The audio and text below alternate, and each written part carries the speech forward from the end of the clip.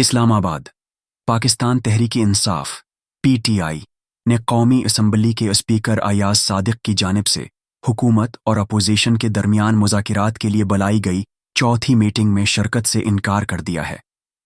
Speaker قومی assembly Ayaz Sadiq, جو دونوں فریقین کے درمیان مذاکرات کی سہولت فراہم کر رہے ہیں، نے اجلاس 28 جنوری کو رات 11:42 پر طلب کیا ہے۔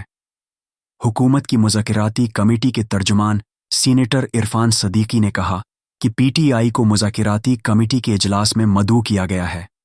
انہوں نے کہا، PTI نے ہمیں تحریری طور پر مذاکرات ختم کرنے کے بارے میں آگاہ نہیں کیا۔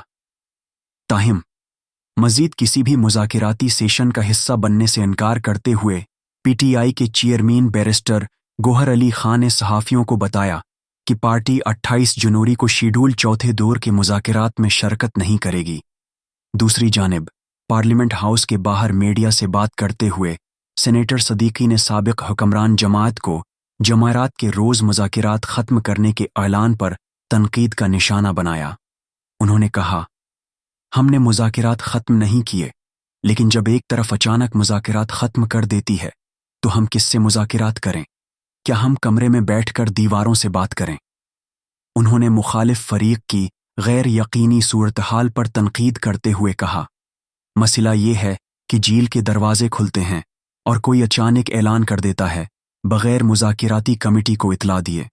یہ بچوں کا کھیل نہیں ہے، انہیں ان آگر اور مگر سے آگے بڑھنا ہوگا۔ انہوں نے اتفاق شدہ وقت کا اعادہ کرتے ہوئے کہا کہ معاہدے کے مطابق میٹنگ 28 جنوری کو ہونا تھی، لیکن اس سے چند لمحے قبل جب بیرسٹر گوہر نے اعلان کیا کہ پارٹی حکومت کے ساتھ مذاکرات نہیں کرے گی، تو انہوں نے کہا تھا کہ مذاکرات معطل ہیں۔